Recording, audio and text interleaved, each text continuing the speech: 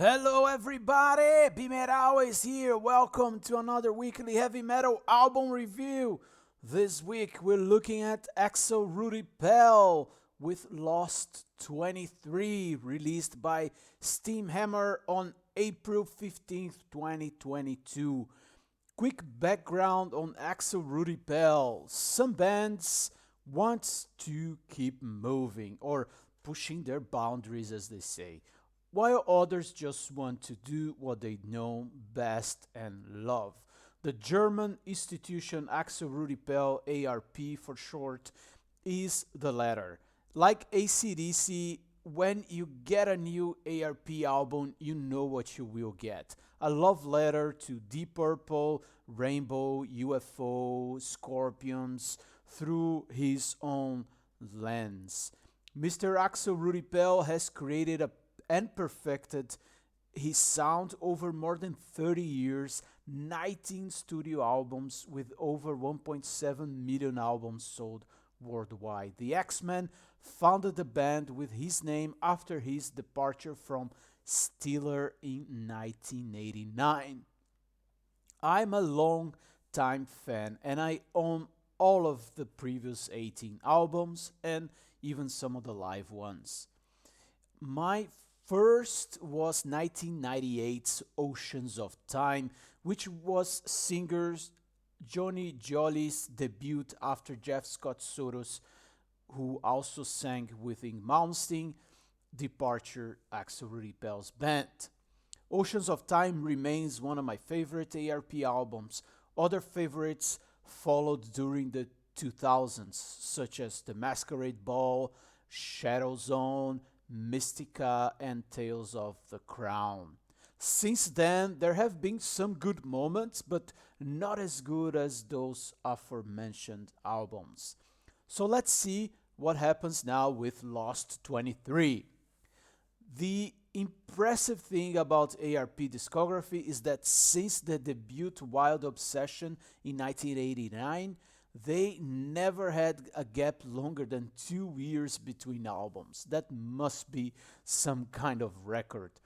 In 2022, it's no different. They are back with Lost 23, 2 years, surprise, after Sign of Times. Sign of Times was an album that, to me, was probably the best since 2008. Now back to Lost 23, this new album features 10 songs in 55 minutes. The mandatory instrumental intro being one of them. There's also one full-on instrumental song and a mandatory ballads that we found in almost, if not all of his albums, with Fly With Me. More on that later. Now, the title track is the album closer, and as usually is the longer, slightly mid-tempo song with that epic feel from classics such as The Masquerade Ball or Mystica. Actually, there's even some callbacks, kind of subtle, to those songs. It goes without saying that it also features a longer, melodic, and engaging guitar solo, as you hear in most of the albums. So AXEL RUDI PELL is not a super speed guitar player, it's more like Blackmore. He's more melodic and takes his time with the notes and creates some very nice solos and melodies. Alright, so following the intro song, Survive kicks in, and it's a typical ARP's album opener. Super melodic hard rock with a strong drum beat. The Non-Compromise song follows the same concept and keep the energy flowing. Then we have Down on the Streets, which is a fun and catchy hard rock song, almost AOR, and there's some simple riffing there, chugging guitars over groove straightforward beat.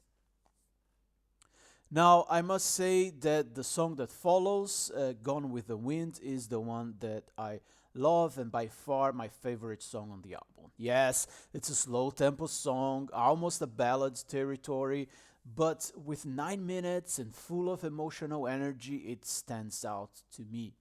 The vocal lines are very powerful and the softer parts only make the heavier explosions more powerful. It's also the most interesting guitar solo on the album, and I just think it's a great new song, and I hope to see it live. The instrumental, The Rise of Encore, is a nice surprise. I love the bass and the keys on it, and how fast the song tempo is. It's a cool touch to the album before the title track, Closer. Now, if I'm being picky here, other than the lack of music progress or change in their sound, as we all know, ARP's albums are very similar to each other in both content and format, actually. One of the only other criticisms I have are the lyrics. They can be silly at times, like Gone with the Wind, for example, but that doesn't bother me personally too much. When we get into the middle part of the second half of the album, I lose a little bit of interest. I think Freight Train is still a cool song, but then Follow the Beast and the ballad Fly With Me are not very interesting. Other than that, there's no surprises here, positive or negative. As I mentioned at the beginning, you know what you were getting with AXEL RUDI PELL.